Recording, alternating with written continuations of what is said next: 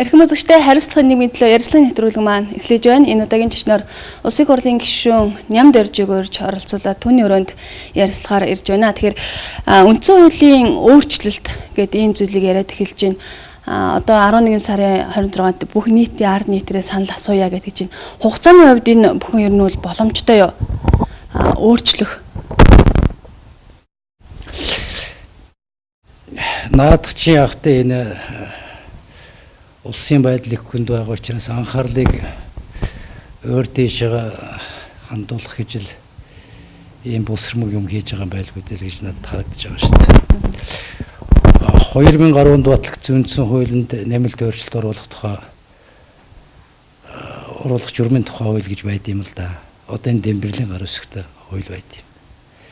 Тэгэхээр хуулиар үндсэн хуулинд ийм гент өөрчлөлт оруулдаг явдлыг таслан зогсоох гэж нэлээд нарийн зохицуулт хийсэн юм л да. Тэгэхээр хуулийн заасан бүх заалтуудыг зөрчиж энэ санал асуулга нэртэй луйврыг л хийх гэж л оролдож эхэлж байна. Тэгэхээр хуулиар бол үндсэн хуулинд нэмэлт өөрчлөлт оруулах асуудлыг 3-4 шаттайгаар хэлэлцэх. Зөвхөн хуулиар нэмэлт өөрчлөлт оруулна гэж хэрвээ санал асуулгаар өөрчлөлтийг шийдвэрлэх нь зүйтэй гэж үзэх юм бол нэгдүгээр хэлэлцүүлэг, хоёрдугаар хэлэлцүүлгийг хийгээд тэгээд хоёрдугаар хэлэлцүүлгээр нэг үрчлэн санал хураагдаж дэмжигсэн томьёолыг хийгээд тэгээд тэр дэмжигдсэн томьёолыг ард нийтийн санал асуулганд оруулах ийм хуультай юм л да. Хуультай юм. Одоо жишээн дээр ерөнхий сайд нараа томилгсэн өөрчлөлтийн санал байна шүү дээ.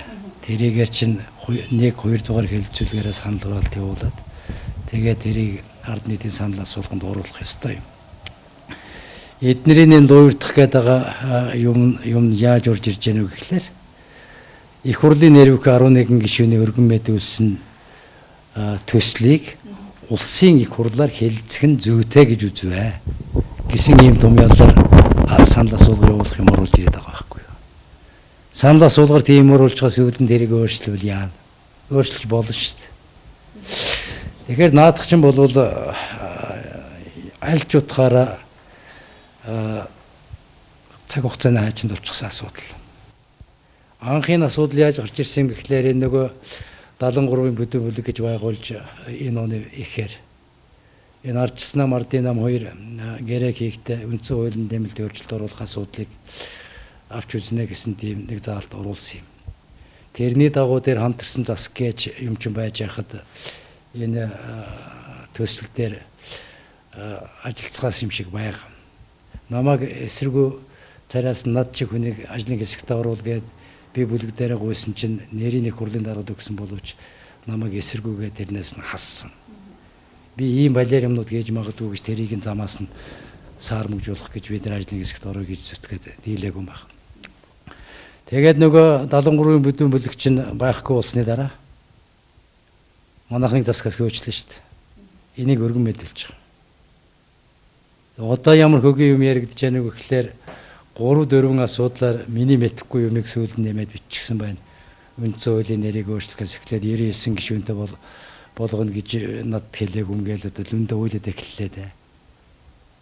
Би бол жишээ наад чинь энэ лүндэ Дембэрл хоёр тасар их дургуг үрж юм ярьж байгаа хүн шүү дээ. Очиж хоёр ийм юм дээр гар өсгөрөөд багт гэж. Бид нарт чинь бас энэ бусад гишүүдийг харьцуулах юм бол энэ төрийн юм нэг хүлээх нэмэлт төвөрг хариуцлах гэж юм байна да. Тэрийг яагаад мартаж ийм балиар юм дээр гар өсгөрсөн гэдэг юм би өчигдөр ярьсан. Тэгээ ямар ч утгаараа наад төсөл чинь батлагдахгүй. Батлагдахгүй учраас хэрвээ батлах гэж уралдах юм бол тэр нь өөрөө 10 оны үндсэн хуулийн өөрчлөлтийн журмын хуулийг зөрчих учраас наадах чинь зүгээр л батлагдахгүй.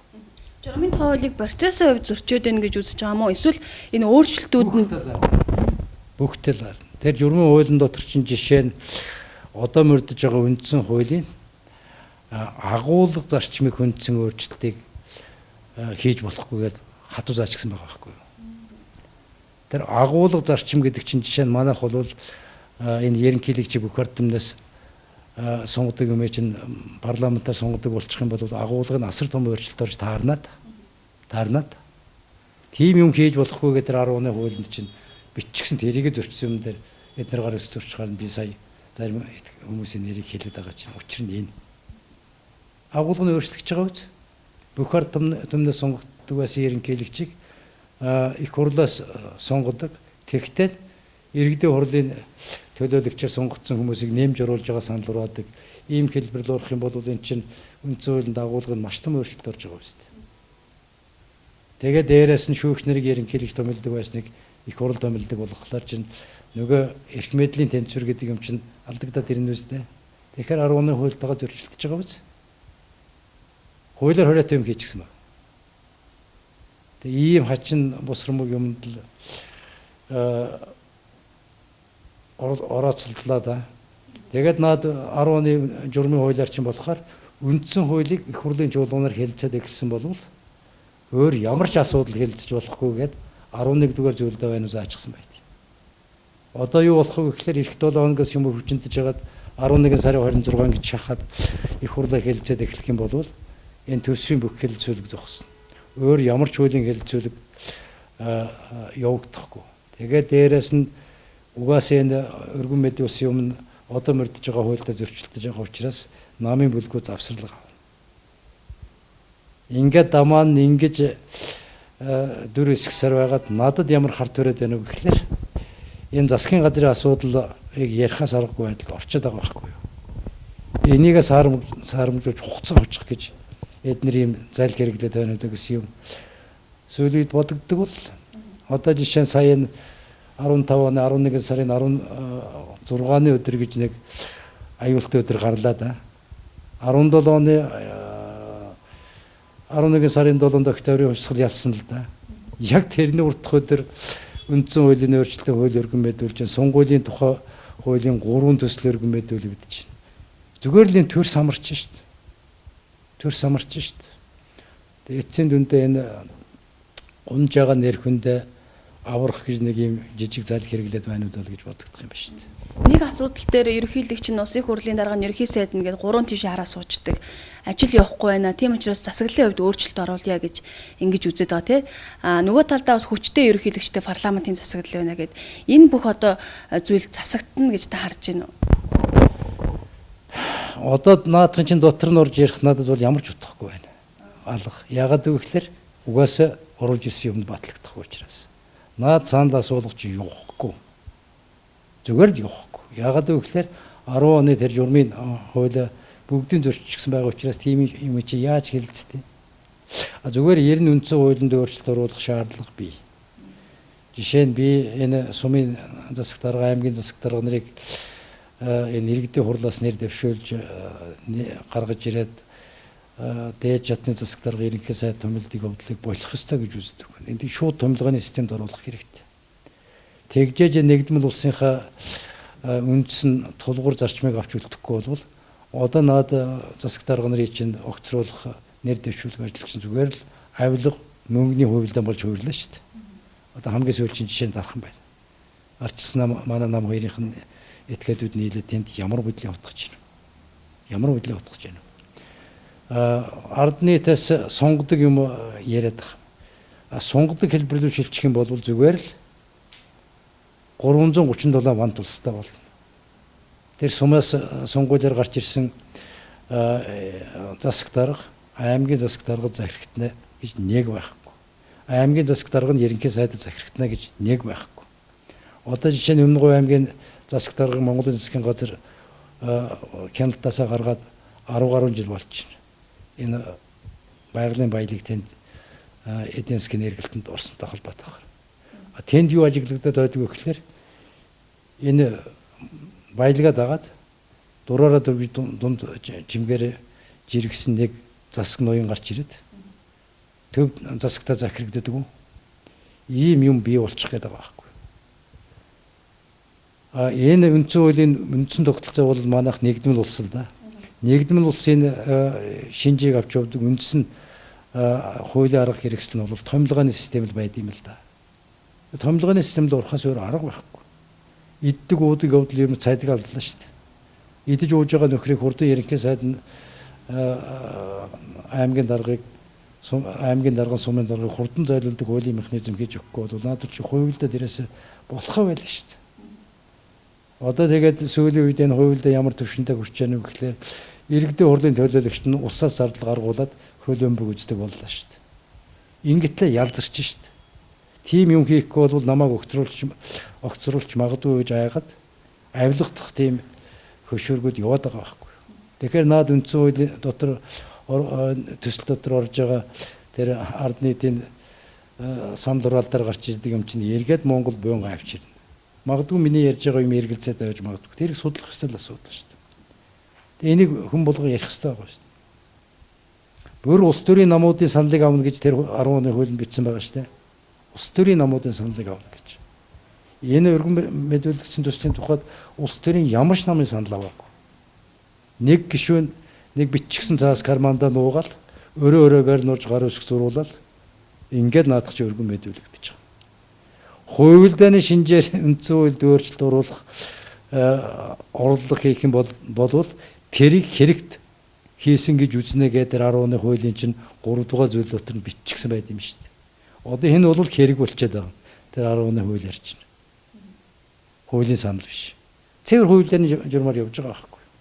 Одоо тэгээд гар үсг зурч гисэн гişүүнд нь миний мэдхгүй 3 юм нэмээд оруулчихсан байлаа гэдээ яриад явж байгаа чи юу гэж үцэх. Лүндэ жанцад гэж ярьж хөксөл байдаг шүү дээ. Тэ? Гэхдээ хэрвээ үнэхээр өөрийнх нь бодоогүй санаагүй юм биччихсэн бол нэрэ татчих явах хэрэгтэй шүү дээ. Би дахиад тэгээд лүндэ жанцсан дэмбэрл бид гурав гончгтойж бид нар бол энэ бусад их хурлын гишүүдтэй харьцуулах юм бол өлөө улс төрийн хариуцлага хүлээх ёстой хүмүүс шүү. Хууль биелүүлэх талдаар. Хууль биелүүлэх талдаар. Яагаад гэвэл биднийг Монголын төр 24-5 жилд хийж байгаа. Энэ утгаар. Яагаад нэрийг өөрчилж болохгүй гэж та үзээд байгаа юм бэ? Энэ төсөл рүү хоёрхан асуудал асууж идэггүй. Гэхдээ нэрийг өөрчилж болно л да. Тэгэд өргөн мэдүүлж байгаа хүмүүстэй мэдгэлгүйгээр тэр чинь бичиж болох уу жишээ. Асуудал гарч ирж байгаа үстэй. Хулгайн замаар тэр заалт оруулсан болж таарна да. Лүндэд мэдгэлгүй энийг хийсэн болвол тийм юм байж болд юм уу? Жишээ. Жишээ нь тэр санал асуулга явуулах том ёол нь бол ер байж болохгүй юм бичсэн байна. Ард нийтийн санал асуулгыг үндсэн хуулийн өөрчлөлтөөр хийх юм бол ингэж хийгээд хуулийн дотор нь түрүү миний ярьдаг нарийн процедур биччихсэн байж хахад тэрнээс шал өөр аргаар энэ луурийнхаа саналыг дэмжүүлэх юм том ёол хийчих тэрэнд нь гар үсг зурж шít. Энэ гар үсгийн хариуцлага гэдэг юм байх уу? Байх ёстой шít. Тэр өргөн мэдүүлж байгаа төсөл дотор чинь бичсэн үг үсэг таслал цэг болгоныг үзжээж гар үсгээ зурх ёстой юм шít. Уг нь хариуцлагатай төрийн төвшөө гэж байдаг бол нэгэнт гар үсэг зурчихад одоо минийхээ өөрийн биччихсэн байлаа гэд яриад явж байгаа явдал нь бол дээд зэргийн хариуцлагагүй үйлдэл наадах чинь. Уг юм нь ийм юм. Тэгээ ер нь бол тэр 10 оны хуулиар чинь бол сунгуйл эхлэхээс 6 сарын өмнө үндсэн хуулинд өөрчлөлт оруулахыг хоригдолно гэж бичсэн байдаг. Тэр 6 сарын хугацаа тулчсан байгаа учраас ард нийтийн санал асуулгах хэлбэрээр хуулийн тэр цагаан дээр хараа бичсэн заалтыг луйвэртах гэж юм заваа хуульд зохион байгуулж шүү дээ. Одоо та бүхний тоог нь 99 болгоод 5 жилээр сонгодог болъё гэдэг энэ төсөл. Дандаа бөөгийн тоо. 9 яамтай 99 гишүүнтэй төр байх юм гинэ. Нодлон жил 888 төсөл гэж Фортуны Эдинский яамд байхад нэг төсөл гараад байхгүй болва. Одоо тэр нь нэгээр нэмэгдээд 999 болж байгаа. Наа чин тэнгэрээс авсан тоо. Одоо энэ 76 хурал суулгаж чадахгүй байж тэмэн дээр ямааны гар згэж 99 нь амтан суулгаж энд зааландаж багтахгүй шүү дээ. Хинт хэрэгтэй юм 99. Хаанаас авсан тоо. Нэг шинжлэх ухаан яриад байдаг докторууд одоо энэ 99-ийнхаа тоог тайлах хэрэгтэй шүү дээ. 3 сая хүн. Тэнгэрийн тоо гэж ярих гэдэг юм. Тэнгэрийн тоо гэж ярьж байгаа шүү дээ. Ядаг ярьдаг шүү дээ. Тэгэхээр наа чинь улсын ажил ус бөөгийн ажил явагдаад байгаа юм шиг харагдаж байгаа шүү дээ. Надад чинь. Энэ авилгын эрхтэй холбогдуулаад хоёр ч хүнийг өнгөрсөн 7 хоногт цагдаа орилоо. Энэ нь нөгөө өршөөлийн хуулийг хүлээгээд хуулийн хэлтийн байгууллагын ажлаа явуулахгүйсэн. Одоо ер нь бол цаашдаа сонгуульч төгч нөгөө талдаа бас энэ цаг үеийн ингээд таарч энэ авилгын эрхтнүүдийг бол олноор нь баривчлана гэдэг ийм мэдээлэл нийгэмд байхын үнэхээр одоо бас шалгагдж байгаа хэрэг олон байгаа болов уу? Яг энэ өршөөлийн хуулийг хүлээгээд ингээд байгаад исэн болов уу? Та өнгөрсөн 2 удаагийн баривчлагыг ер нь юу гэж харж байна? Хуулийнх нь ажиллал хийж штт. Тэрэнд хөндлөнгөөс орж хүн үнэлдэг ус төрийн хүн байх шаардлага байхгүй штт. Байхгүй штт. Ялгал эрүүл мэндийн яамдаар явагдсан барилга энэ хоёр намыг сонгуульд хамтарч орох гэсэн чинь зөрөөд ийм хийлгээд ярьж ил. Тим юм угаасаа огт байхгүй. За. Ерэн сүүлийн үед энэ хулгай зэлгээ авилгын хэрэгт холбогдчиход улс төржүүлж хариуцлаас мултрах нэг угааг урлах одоо заншил боллоо шүү дээ. Хамгийн муухай энэ хуулийн байгууллага ажлын зовлон мэддэг насаараа хуулийн байгууллагад ажиллаж ясан хүн шийтгэжсэн хүн ийм хачин юм яриад явж байгаа гэж чинь зүгээр солиор л гэж надад харагдаад байна шүү дээ. Авилга өгч жагаад баригдсан бол одоо тэр хүний л асуудал шүү дээ. Би энэ 73 бүтээмжлэгийн шин сайднаар томилогдож яхад хоол хийж байгаа тоогоноос хулгай битгий хийгээрээ муухай байд юм шиг гэж бүгдээрэнд нь хандаж үг хэлсэн байхаа. Энийг л би хэлээд байсан. Энийг л би хэлээд байсан. Эрүүл мэндийн салбарт улсаас мөнгө гарах гэжсэн мөнгөний замын өрөөнд зарим нь өрөөнд оруулаад хувьдаа авч болохгүй яа. Энийг юунд нь өмөрөд байгаа юм. Төмөр зам дээр олон жил луурь өгдсөн дэндүү ойлгомжтой асуудал шүү дээ. Зүгээр цаг хугацааны хувьд бол мэдээж хэрэг энэ элдв төрлийн юмнуудаа нуух гэж өршөөлөө хууль гаргах гэж оролдож байсан учраас хугацааны хувьд яахан ажил нь хойшсон юм байхыг би байж болох л хувилбар гэж бодоод байна. Аимшигтай юм хийх гэж оролдоо сая нэг юм бүтсэнгүй шүү дээ. Ийм юмсад хаах гэдсэн байхгүй. Би тэр бөөлжсөний тухай яриад байсан чи энэ л юм шүү дээ. Энэ л юм шүү дээ. Тэгэхээр наа чин болвол авилга авахал болчих хэрэгтэй шүү дээ. Албан тушаалаар уралдаад болчих хэрэгтэй шүү дээ. Сүүлд нь баахан баашилдаг улс төрийн хөл гар тайрлал гин өвдлэл гин цангалал гин өлслэл гин үгүй яаск айлгад. Жирийн ардын хөөхд хэрэг хийгээд хорход ороод өсдөг юм зөндөл гардаг шүү дээ. Албадаа тэрийг зогсоодог шүү дээ. Үгүй яахлаараа зөөлөн суудал цуучгаад машин унаад авчих усан этгээдүүд хулгайг хийхлээр тэднийг өрөвдөд байдаг. Хүн бүр шүүх хуулийн нэмтэх ширхтэйгээд биччихсэн байх шүү дээ. Сүүлийн үед надад харагдаад байгаа юм бол авилгатай авилгачтай тэмцэх биш. Авилгатай тэмцэх газрыг татан буулгах, хуульчдын зүрхийг өхөөлөх, ийм улс төрийн бусрамг үйл явдлын ордон дотор болохоо байж байгаа шүү дээ. Болохоо байж байгаа шүү дээ. Хууль хяналтын байгууллагын хүмүүсийг үргэл дээрлэх, доромжлон, айлган, сүрдүүлнэ, зүрхийг өхөөлөх гэдэг байна.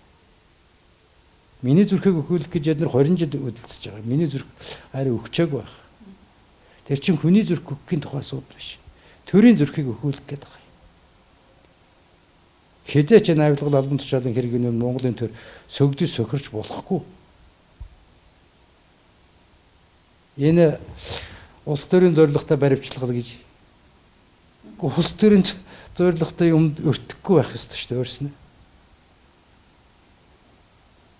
Болбол тэр баривчлагыг улсын хурлын гишүүн Батбулга тайлбарлахдаа баялагын одоо байлдаан гэж тайлбарлаж ирсэн. Тэгээ баялагын төлөөллийн иймэрхүү одоо алдсан болж байна гэд энэ бүхэнд ер нь улсын хурлын гишүүн Батбулга ер нь ямар холбоотой бол гэж та харж байна. Баялагын байлдааныг гардан байлдаанд өдөр шөнөгүй зүтгэж байгаа хүн Батбулга өөр шүү дээ. Одоо юугаар яриад байгаа юм. 5 толгой нь энэ төсөлд орох гэж бүр намайг их хурлын дарга байх үед энерги ресурс консорциум гэдэг юм баахан олигархууд хамтарч байгуулах үед намайг оруулсангүй гэж ууралж ясан л надад чинь. Тэрнээс хойш тэр хойд айлдаа очиж 5 дулгааг хамтарч ашиглана гэж нэг гэрээнд дарс юм хэлэлцээр хийгээд урд айлд очиж 5 дулгааг ашиглах онцгой эрхийг та нарт өгнө гэж санамж бичгүүлдээл дараа нь тэр Солонгост 21 хуудастай гэрээ байгуулал яваад байсан. Өөрийг л хэлсэн гэж би ойлгосон. Үнэхээр Баттуулахнаад баялагын төлөөх дэмжэлч өдөр шөнөгүй өхөн хатан зүтгэж байгаа. Ерөнхий сайдыг огцруулах гишүүд гарын үсэг зураад 19 боллоо гэдэг ийм мэдээллийг улсын хурлын гишүүн Баасанхүү цахим хуудсанд тавьсан байсан. Та тэр одоо гарын үсэг зурсан хүмүүсийн нэг байгаа шүү дээ, тийм ээ. Ер нь энэ гарын үсэг юу болж байна гэдэг юм асууж сургалж байгаа зүйл байгаа юу? Би гарын үсэг яагаад зурсан бэ гэхээр тэр гоё толгой молготой холбогдуул зураг юм аа. Би гарын үсгийг зурхтаа тэр үндсэн хуулийн цэцэд мөнгө төгрөг өгч авилгалын үйлдэлүүд хийсэн учраас ийм авилгачин засгийн газар ерөнхий сайд засгийн газрын хэрэгжлэх газрын дарга байж болохгүй гэдэг утгаар гарын үсэг зурсан. Тэрнээс хойш юу болж байгааг би сонирхгүй байна. Гэхдээ нэг юм хэлье. Тэр миний гарын үсэг зурж яасан үеийн улс төрийн нөхцөл байдал өнөөдрийн улс төрийн нөхцөл байдал хоёр тэс өөр болсон. 360 градус эргэсэн улс төрийн нөхцөл байдал. Тэр улс төрийн нөхцөл байдал өөрчлөгдсөн явдлыг харгалзаж үзэхгүй бол болохгүй. Ийм л зүйл би хэлье. 19 улс эсхийг бол би мэдгүй. 19 улс эсхийг бол би мэдгүй. Яаж өөрчлөгдсөн байсан? Ямар ч байсан.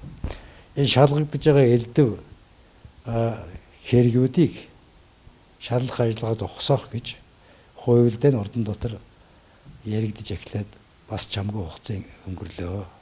Би энийг тэр 380 градус улс төрийн нөхцөлөөр өөрчлөгдсөн гэж хэлж байгаа юм. Ийм шалгалтыг зогсоох зорилготой улс төрийн хөдөлгөөн байж болохгүй. Ийм улс төрийн үйлдэл хийж болохгүй. Тодруулж болох гэж байна. Би маш тодорхой хэлжлээ. Тодорхой хэргийн шалгалтыг зогсоох зорилготойгоор засгийн газрын ерөнхий сайдыг огцруулах асуудал байж болохгүй. Монгол Ардын нам, Монгол Ардын хувьсгалт нам хоёр нэгдэж магадгүй гэдэг ийм мэдээлэл байгаа. Энэ дээр та хувь гишүүний хувьд ямар байр суурьтай байгаа?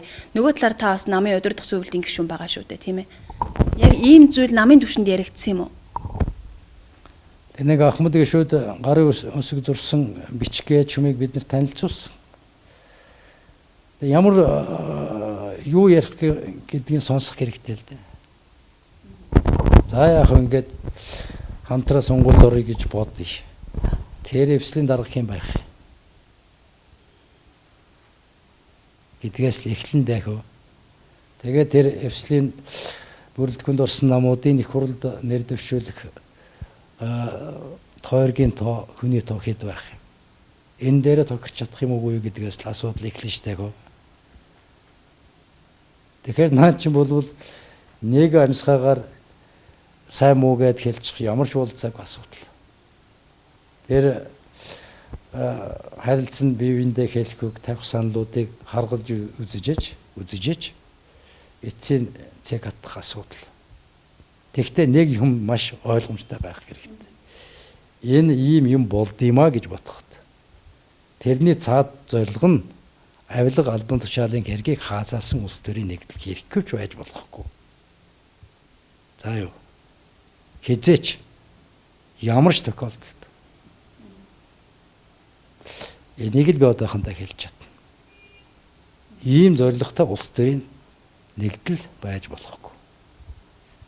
Инх хоёр Монгол Ардын хувьсгалт намын дарга инх хоёрыг баривчлах гэж байна. Өнөөш нь баривчлана гэдэг ийм мэдээлэл өчигдөр нийлээ яваад байсан. Сая бас баривчлаа гэдэг юм уу, иймэрхүү бас мэдээлэл яваад байгаа. Ер нь ийм одоо мэдээлэл та бүхний төвшөнд байна уу? Байхгүй. Эрүүл мэндийн яамны төрийн нарийн бичгийн даргыг өчигдөр барьсан гэж дуулсан. Шийлэг дамбын төрийн нарийн бичгийн өчигдөр барьсан гэж дуулдаж байна. Ер нь бол сүүлийн үед нэг ажиглагдаад байгаа юм бол өөрснөөс ургалт хараадаг. Гэлээр гарахын хоригдлаа гээл худал мэдээлэл тараадаг, баривчлах гэж яана гээл худлаад мэдээлэл тараадаг. Тэгжээж өргөдүүлжээж улс төрийн нунаа цуглуулах юм уваагүй ажлууд бол хийгдэт байгаа шүү дээ. Анхудаа ч хийгдэж байгаа юм биш, наадах чинь өдөр болгол эдрийг хийж яадаг ажил шүү дээ. Барилдсан хүн болгон буруугүй юм шиг тайлбарладаг. Өөрөөр хэлэх юм бол Шилэг дамб сайд бол найзынхаа мөнгийг хадгалж яасан гэд. Тэгээд болохгүй бол одоо ингээд өлсөөд сангаад явцдаг. Ийм байж өрнөл болох юм уу? Энэ хуулийн байгууллагын ажил инхээр явах юм уу? Би тэр сонгуулийн үед дэвшлүүлэх асуудал авилга албан тушаалын хэргийг хаацаалах зорилготой байж болохгүй гэдэг. Хэрэггүй байж болохгүй гэдэг үгийн цаад учир нь л энэ. Хэрэг хийж байгаад баригдсан болвол тэрэнд улс төрийн ямар ч хамгаалалт байхгүй гэдгийг зарласан тохиолдолд би жишээ нь наад дэвсэлгээж өмнө чинь төлөө явна. Шулуухан хэл. Хэрэг хийсэн болгоныг хаацаалдаг хуулийн хяналтын байгууллагын зүрхийг өгүүлдэг. Хулгайч нарын улс төрийн хамгаалалт болох зорилгоор нэгдэх гэж байгаа бол би хязгаарч юм төлөө явахгүй. Тэр тас эсрэг явна. Энэ нам нь олонхоор шийдвэр гаргадаг байсан юм эсрэг явна шүү.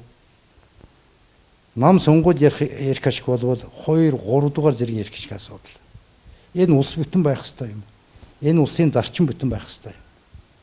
Аль болохоор энэ авилга албан тушаалаас энэ Монголын төр хол байх ёстой юм. Энэ бол амин чухал ярих ашиг асуудал. Энэ ярих ашигтаар нэгдэж чадах юм бол энэ авилга албан тушаалын хэрэгт хамтарч тэмцэж чадах юм бол энийг өөгшүүлэхгүй байх юм бол тийм нэгдлийн төлөө явж болно. Ёстой нэг урдах юмдаа мартаад. Одоо бол 90 сүүлийн үед наад телевиз, хэвлэл мэдээллийн хэрэгсэл, эрх мэдэл, мөнгө бүгд хамтарлаа шүү дээ. Шүүгтэйг нийллээ шүү дээ. Тэгээд хэрэгтнүүдийг, цагаан захтнуудыг хамгаалдаг ийм бүхэл бүтэн тогтцоо бүрдүүлэх гэж наа чинь өдөр шөнөгүй орооцолдож шүү дээ. Энэ сая өршөөлийн хууль батлах гэж, луурдах гэж уралдаад байсан чинь энийг л бий болгох гэдсэн шүү дээ. Миний тэр бөөлж яриад байдаг чинь цаад учир энэ л байсан шүү дээ. Дандаа баашлцахад худлаа өвчлөн симуляц гэдэг. Энэ баашлахыг чинь. Хуулийн хэллэг. Худлаа баашладаг, худлаа өвчлөдөг, худлаа өвддөг, худлаа өсгөн зарладаг. Ингэж айлган сүрдүүлж хэрэгээс мултрах аргыг Монголд ёсуулгах гэдэг. За танд мэдээлэл өгсөнд баярлалаа. За баярлалаа. Баахан хатуу хөтөө юм ярьчих шиг боллоо. Ярихаас өөр аргаалах. Энэ төрийг би нэг жаахан цэгцтэй болчих болов гэж гордож л зарим тохиолдолд ганцаардан олон жил болж байна. Улмал өнгөн бүрхэг болоод байна. Их төвөгтэй байна шүү. Төрийн төлөө тангарага төвнж бай зүтгэхгүйс. Шунлын төлөө, луурын төлөө, эрх мэдлийн төлөө, хулгайн төлөө, хулгайг хамгаалахын төлөө зүтгэхэд байдаг төрийн түвшиндэл их олшрох төлөвтэй боллоо да.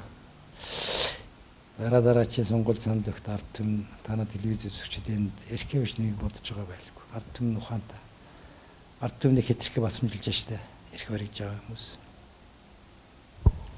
Ярилцлагын нэвтрүүлгийг энэ хүрээд өндөрлөж байна. Анхаарлаа хандуулсан үзэгч та бүхэндээ баярлалаа.